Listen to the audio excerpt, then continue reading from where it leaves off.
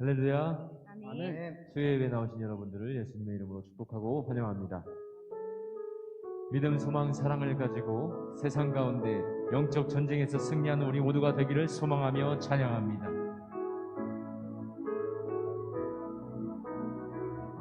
두려운 마음 가진 자여, 두려운 마음 가진 자여, 놀라지 말라. 주 너의 하나님 강한 손으로 주 이름 부를 때, 상한 마음 가진 자여, 상한 마음 가진 자여, 낭망치 말라. 주 너의 하나님 사랑의 발로 주 이름 부를 때, 주님 구하시리, 주님 구하시소서, 주 오셔서 구하시리,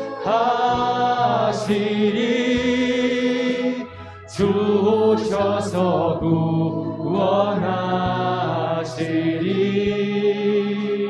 약한 자들에게 강한 능력으로 주 오셔서 주셔서 구하시리, 주 오셔서 구하시리,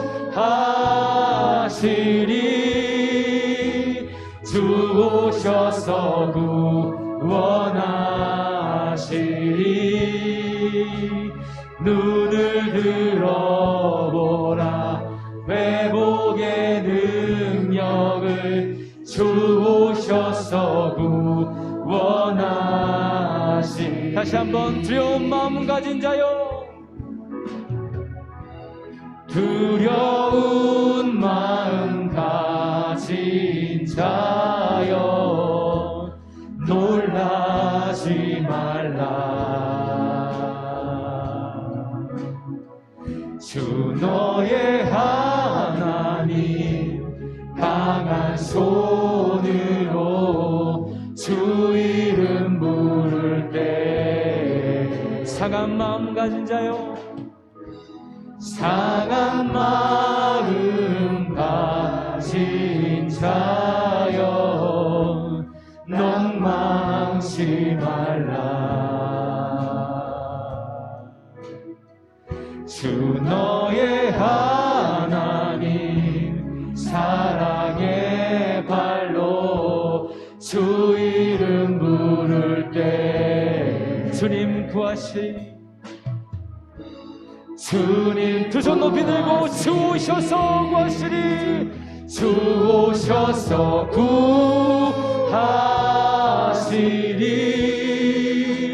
주 오셔서 구원하시리. 약한 자들에게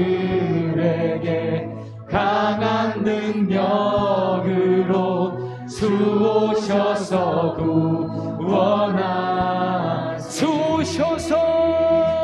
주 오셔서 구하시리,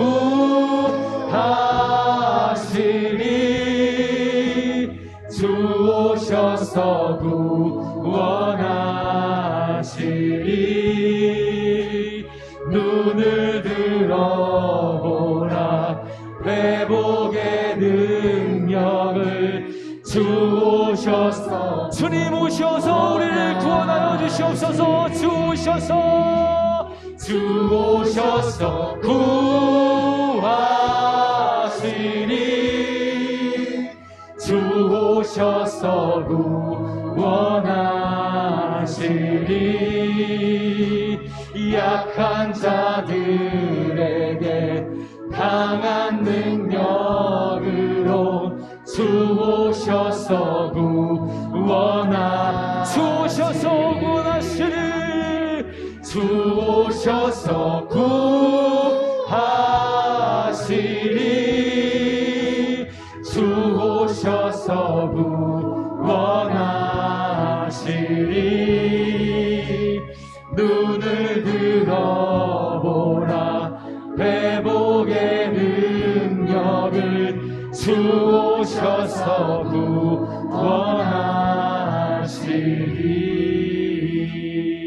구원하시리. 아멘.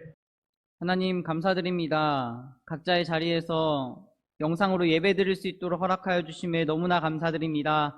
하나님, 비록 이곳에 나와서 함께 예배하지는 못하지만 각자의 예배 자리 가운데 찾아가 주셔서 하나님, 말씀 가운데 동일한 은혜가 우리 가운데 넘칠 수 있도록 이 시간 도와주시옵소서. 시간과 장소를 초월하여 일하실 성령을 우리가 이 시간 기대하며 감사드리며 예수님의 이름으로 기도합니다. 아멘. 오늘 함께 나눌 하나님의 말씀은 레위기 26장 1절입니다. 오늘 함께 나눌 하나님의 말씀은 레위기 26장 1절입니다. 우리 큰 목소리로 다 같이 합독하겠습니다. 시작. 너희는 자기를 위하여 우상을 만들지 말지니 조각한 것이나 주상을 세우지 말며 너희 땅에 조각한 석상을 세우고 그에게 경배하지 말라. 나는 너희의 하나님 여호와임이니라. 아멘. 이번 주 선포 말씀 우리 힘차게 한번 고백하겠습니다. 빌립보서 4장 13절 말씀입니다. 시작. 내게 능력 주시는 자 안에서 내가 모든 것을 할 수 있느니라. 영적 드보라가 되겠습니다. 영적 바락이 되겠습니다. 영적 야엘이 되겠습니다. 우리 영적 드보라, 바락, 야엘처럼 살아가시는 우리 한섬한교회 성도님들 되시길 간절히 축복합니다. 오늘 레위기 26장 1절 말씀으로 레위기 의사의 정확한 진찰이라는 제목으로 함께 하나님 말씀 나누도록 하겠습니다. 오늘 설교의 제목은 레위기 의사의 정확한 진찰입니다. 레위기를 의인법으로 사용해서 마치 사람처럼 표현했는데요. 레위기 말씀을 통해서 우리의 신앙의 문제점이 무엇인지 정확히 진찰해보고 해결 방법을 찾아보고자 합니다. 우린 의사 앞에서 아픈 증상을 모두 다 솔직하게 전부 말해야 합니다. 그래야 정확한 진찰을 통해 처방을 받고 병이 나을 수가 있거든요. 우리 그 마음으로 이 시간 하나님께 예배하기를 원합니다. 특별히 우리의 죄악된 내면을 우리가 정확하고 솔직하게 볼 수 있는 그런 은혜의 시간이 되길 간절히 소망합니다. 각자의 자리에서 오늘이라는 시간을 함께 보낸 우리들은 직장에서는 선생님, 부장님, 과장님, 담당자님, 또 집에선 엄마, 아빠, 형, 누나, 아들, 딸, 할머니, 할아버지로 살아갑니다. 이렇게 우리는 사회 안에서 다양한 사람들과 밀접한 관계를 맺으며 여러 모습과 여러 장소에서 그리스도인으로 살아갑니다. 이런 우리들은 세상 속에서 어떻게 하면 선한 영향력을 줄 수 있을지 늘 고민하며 살아갑니다. 그런 우리들에게 신학자인 리차드 마우는 무례한 기독교라는 책을 통해 세상 속에서 그리스도인들이 어떻게 살아야 하는지 말하고 있습니다. 리차드 마우 교수가 이 책에서 하고 싶었던 것은 예수 믿는 그리스도인이라 하면 세상을 향하여서 무례히 대하거나 비상식적으로 행동하지 않는다는 것입니다. 물론 그렇다고 해서 세상적인 가치관을 막 받아들이며 세상과 타협하자는 이야기가 아닙니다. 그리스도인이라 하면 세상을 향하여서 무례한 태도를 대하거나 또 비상식적으로 공격하는 사람이 아니라는 겁니다. 그런데 안타깝게도 현실은 그렇지 못합니다. 사찰에 불을 지른다거나 캄보디아 앙코르와트 유적지를 훼손하거나 단군상의 목을 자르는 등의 행동들을 안타깝지만 기독교인들이 하는 경우가 있습니다. 이렇게 세상을 향해 무조건 공격하거나 무례히 대하는 것은 리차드 마우 교수가 말한 기독교인의 태도가 아닙니다. 그래서 오늘은 레위기 말씀을 통해 우리의 모습을 정확히 돌아보는 시간을 갖고자 합니다. 첫 번째, 왜 이렇게 세상을 향해 공격적인 태도가 되었는지 구약 윤리학자인 크리스토퍼 라이트는 이렇게 말합니다. 우리가 세상을 향하여 공격적인 성향을 보인 이유는 십계명, 특별히 두 번째 계명을 오해했기 때문이다 라고 말하면서 오늘 읽은 레위기 26장 1절을 언급합니다. 우리 계신 자리에서 다 같이 읽어보도록 하겠습니다. 시작. 너희는 자기를 위하여 우상을 만들지 말지니 조각한 것이나 주상을 세우지 말며 너희 땅에 조각한 석상을 세우고 그에게 경배하지 말라. 나는 너희의 하나님 여호와임이니라. 아멘. 그러면서 라이트 교수는 그리스도인들이 레위기 26장 1절 앞부분과 뒷부분을 자르고 가운데 부분만 가지고 살아간다고 말합니다. 제가 읽어드리겠습니다.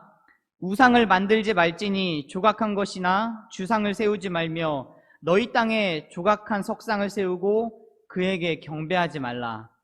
이러한 잣대를 가지고 살기 때문에 세상을 향해 공격적인 성향을 가지고 살게 된다고 말합니다.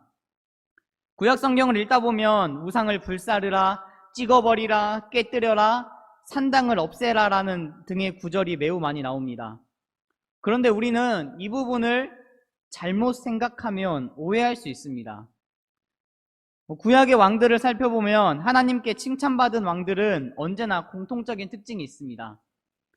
두 명의 왕을 살펴볼 건데요. 첫 번째, 열왕기하 18장에 등장하는 히스기야 왕입니다. 그는 하나님께 칭찬을 많이 받았던 왕입니다. 열왕기하 18장 3절에서 5절엔 히스기야 왕의 업적이 기록되어 있는데 제가 읽어드리겠습니다. 히스기야가 그의 조상 다윗의 모든 행위와 같이 여호와께서 보시기에 정직하게 행하여 그가 여러 산당들을 제거하며 주상을 깨뜨리며 아세라 목상을 찍으며 모세가 맘들었던 놋뱀을 이스라엘 자손이 이때까지 향하여 분향함으로 그것을 부수고 느우스단이라 일컬었더라. 히스기야가 이스라엘 하나님 여호와를 의지하였는데 그의 전후 유다 여러 왕 중에 그러한 자가 없었으니. 아멘. 이 세 절로 히스기야 왕의 업적을 소개하면서 굉장히 많이 나오는 부분은 우상을 타파하고 제거했고 주상을 깨뜨리고 아세라 목상을 찍어버린 내용이 대다수인데 그 모습을 보면서 하나님께서 칭찬하십니다. 두 번째로 요시야 왕도 한 번쯤 들어보셨을 것입니다. 요시야 왕의 이야기는 열왕기하 23장에 나오는데요. 4절, 5절에 걸쳐 이 왕의 업적을 소개하고 있습니다. 제가 읽어드리겠습니다.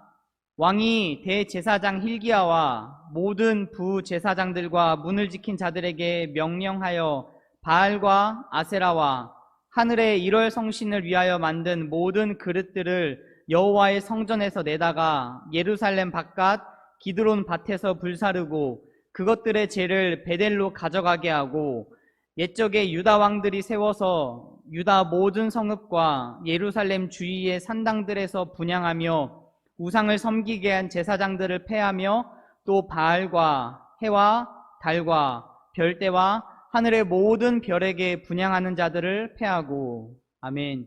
요시야도 히스기야와 비슷합니다. 바알, 아세라와 같은 우상을 타파해버렸고 더 나아가서 이와 관련된 자기 나라의 제사장들까지도 패하여 버립니다. 이 두 왕은 이러한 행동과 업적을 통해 하나님께 칭찬을 듣습니다. 그렇다면 이 두 왕들이 이렇게까지 한 이유가 무엇일까요? 레위기 26장 1절을 보면 모두 다 십계명 두 번째 계명과 관련되어 있습니다. 십계명 두 번째 계명을 제가 읽어드리겠습니다. 너를 위하여 새긴 우상을 만들지 말고 또 위로 하늘에 있는 것이나 아래로 땅에 있는 것이나 땅 아래 물속에 있는 것에 어떤 형상도 만들지 말며 그것들에게 절하지 말며 그것들을 섬기지 말라.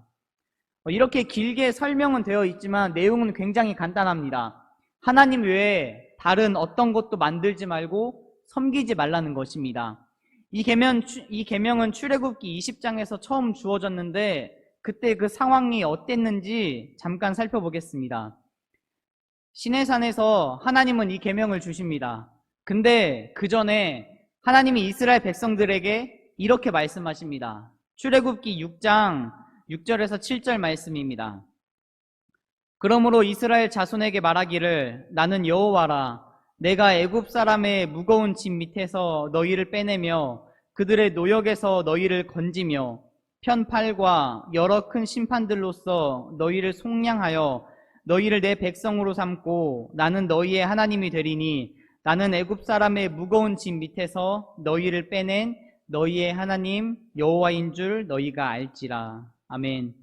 하나님에게 있어서 가장 중요한 건 내가 너희의 하나님이 될 거야. 그리고 너희는 내 백성이 될 거야. 라고 말하는 관계적인 측면입니다. 하나님은 모세와 이스라엘 백성들에게 계속해서 이 사실을 이야기하시는 겁니다.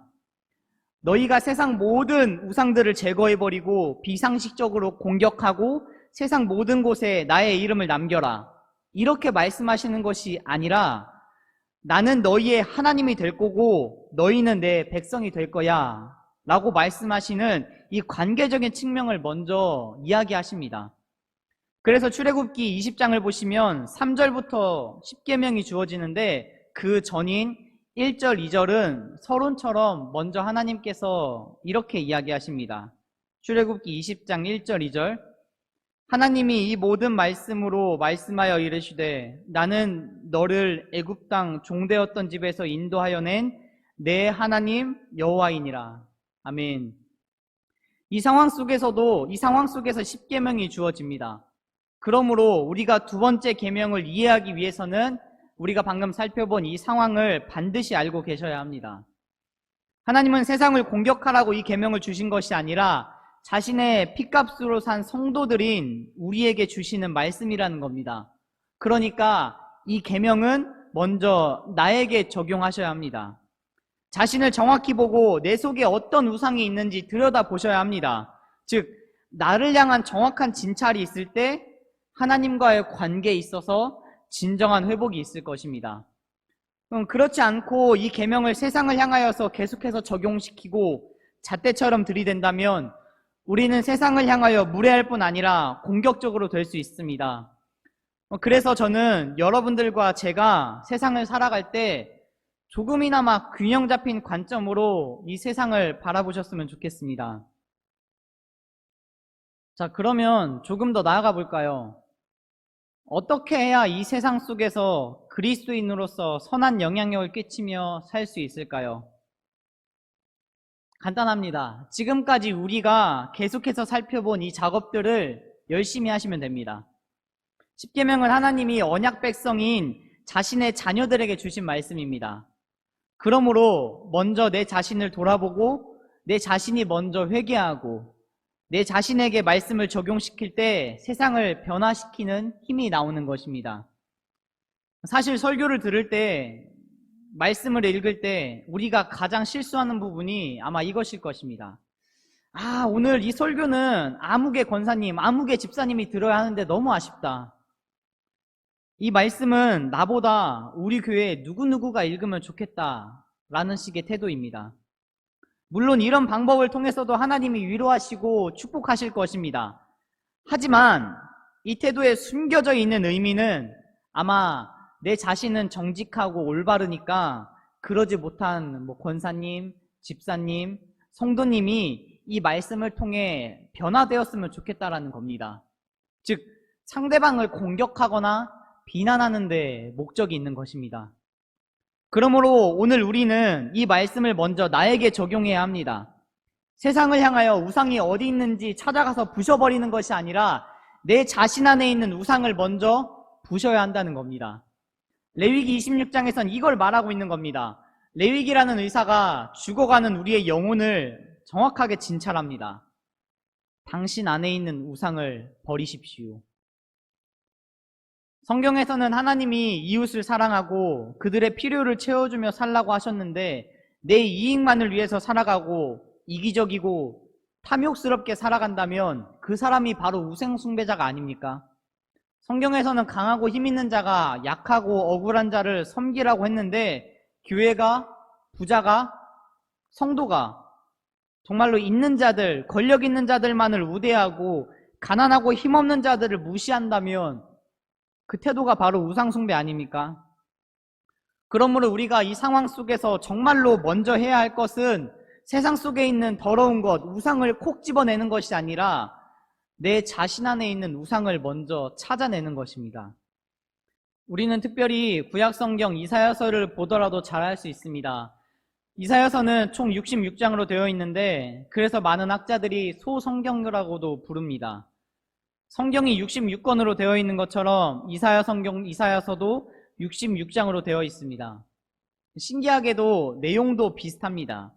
이사야서를 크게 둘로 나눌 수가 있는데 첫 번째 부분은 이스라엘 백성들의 죄를 그대로 보여줍니다. 이 두 번째 부분은 그 죄악이 있지만 하나님께서 그리스도를 보내심으로 반드시 회복할 것이라는 내용이 담겨 있습니다. 죄악을 적나라하게 드러내시면서도 회복할 것이라는 소망의 메시지가 담겨 있는 게 바로 이사야서입니다. 이사야서의 앞부분을 살펴보면 하나님께서 지적하시는 이스라엘의 핵심적인 죄가 바로 우상 숭배인 것을 알 수 있습니다. 그러니까 세상 속에 들어가서 우상을 타파하지 못했다고 혼내고 지적하시는 것이 아니라 너희 속에 하나님이 주인이 아닌 것들이 너무나 많다라고 지적하는 겁니다. 그러면서 하나님이 반어적인 이미지를 사용해서 이렇게 말씀하십니다. 너희 안에 있는 우상을 너희가 눈이 있어도 보지 못하고 귀가 있어도 듣지 못한다. 여러분들이 한 번쯤 들어본 이사야서 6장 9절에서 10절 말씀인데 이사야 선지자가 소명을 받는 장면입니다. 하나님께서 반어적으로 재밌게 표현하시는데 제가 읽어드리겠습니다. 여호와께서 이르시되 가서 이 백성에게 이르기를 너희가 듣기는 들어도 깨닫지 못할 것이요 보기는 보아도 알지 못하리라 하여 이 백성의 마음을 둔하게 하며 그들의 귀가 막히고 그들의 눈이 감기게 하라. 심지어 이사야 42장 17절 18절에선 하나님이 대놓고 이렇게 말씀하십니다. 조각한 우상을 의지하며 부어 만든 우상을 향하여 너희는 우리의 신이라 하는 자는 물리침을 받아 크게 수치를 당하리라. 너희 못 듣는 자들아 들으라. 너희 맹인들아 밝히 보라. 아멘. 그러면서 20절에서는 이렇게 말씀하시면서 마침표를 찍어버리십니다. 내가 많은 것을 볼지라도 유익하지 아니하며 귀가 열려 있을지라도 듣지 아니하는도다. 아멘. 하나님이 이사야 선지자를 통하여 이스라엘에게 요구하시는 것이 무엇이냐면 세상에 나가서 죄악된 것을 부셔버려라. 그들이 섬기는 우상을 부셔라. 이것을 요구하시는 것이 아니라 너희 속에 있는 하나님의 백성, 하나님의 자녀라고 입으로는 말하지만 너희 속에 있는 더러운 것, 하나님 외에 믿고 신뢰하고 있는 다른 우상들을 제거하라고 이야기하시는 겁니다. 그러므로 진짜 우리가 돌아봐야 할 것이 무엇이냐면 바로 내 자신입니다. 저는 정말로 여러분이 자기 자신을 더 깊이 돌아보고 하나님 앞에서 내 삶의 주인이 하나님이 아니었던 부분을 정말로 깊이 돌아보고 회개하길 원합니다. 우린 10계명 두 번째 계명을 마치 우상들을 향해 공격하는 것, 멀리 해야 하는 것으로 오해하면서 살아갑니다. 다시 말해 세상을 향한 하나님의 공격 명령으로 오해합니다. 하지만 이는 공격 명령이 아니라 하나님과 우리와의 관계적인 부분을 알려주시는 겁니다. 또한 세상 속에서 우상을 제거하면서 살아야 합니다. 바로 여러분 안에 깊이 숨어있는 우상을 제거해야 합니다. 하나님보다 더 사랑하는 그것, 나의 모든 관심과 초점이 향해 있는 그것을 바로 깨버리라는 것입니다. 제가 교회에 부임한 지 얼마 안 돼서 휴대폰과 교회 스타렉스를 블루투스로 연결하려는 방법을 찾아보려고 이래저래 열심히 노력해봤지만 포기한 적이 있습니다. 그러다가 우연히 스타렉스 사용 설명서를 봤는데 놀랍게도 휴대폰 블루투스로 스타렉스와 연결할 수 있는 방법이 너무나 자세히 적혀 있는 것이었습니다. 저는 곧바로 설명서대로 했고 지금까지 너무나 잘 쓰고 있습니다. 우리의 삶도 어쩌면 이와 같지 않을까요? 각자 살아오시면서 터득한 수많은 방법과 경험과 노하우들이 있을 것입니다. 제가 아무리 저의 경험과 노하우를 쏟아 놓아도 휴대폰과 자동차를 연결할 수 없었던 것처럼 우리는 언젠간 인간적인 한계에 부딪히게 됩니다. 그럴 때 필요한 것이 바로 하나님의 살아있는 말씀입니다. 그래서 예배에 와서 설교를 들으라는 것입니다. 꾸준히 성경을 읽으라는 것입니다. 스타렉스 설명서가 어디 있었는지 아세요? 조수석 그 아래쪽 서랍에 있었습니다. 운전자와 가까이 있었다는 겁니다. 내 안에 있는 우상을 깨버릴 수 있는 방법은 멀리 있지 않습니다. 여러분, 지금 눈앞에 계신 그 성경, 이 레위기 말씀, 그 살아있는 하나님의 말씀을 통해 세상을 공격하는 그리스도인이 아니라 내 안에 있는 우상을 깨는 그리스도인들이 되시길 간절히 소망합니다. 함께 나눈 레위기 성경, 이 레위기 의사는 오늘 우리의 영혼을 정확히 진찰합니다. 그 진단서를 읽어드리고 말씀을 맺겠습니다. 당신이 하나님에게서 멀리 멀어진 이유, 기도가 안 되고 예배의 감격을 잃어버린 그 원인은 바로 당신 안에 있는 우상 때문입니다. 그러니 세상의 우상을 찾아 부수지 마시고 당신 안에 살아있는 우상을 먼저 깨뜨리십시오. 그러면 반드시 하나님과의 관계는 회복될 것입니다. 그렇게 되면 당신의 예배는 불이 내리는 예배가 될 것이고 당신의 기도는 하나님께서 기뻐 받으시는 기도가 될 것이며 당신의 삶은 어둠의 세력에서 벗어날 것입니다. 다른 방법은 없습니다. 그러니 부디 세상에서 해결 방법을 찾지 마시고 말씀으로 나아오십시오. 주기도문으로 예배를 마치겠습니다. 하늘에 계신 우리 아버지, 아버지의 이름을 거룩하게 하시며 아버지의 나라가 오게 하시며 아버지의 뜻이 하늘에서와 같이 땅에서도 이루어지게 하소서. 오늘 우리에게 일용할 양식을 주시고 우리가 우리에게 잘못한 사람을 용서하여 준 것 같이 우리의 죄를 용서하여 주시고 우리를 시험에 빠지지 않게 하시고 악에서 구하소서. 나라와 권능과 영광이 영원히 아버지의 것입니다. 아멘.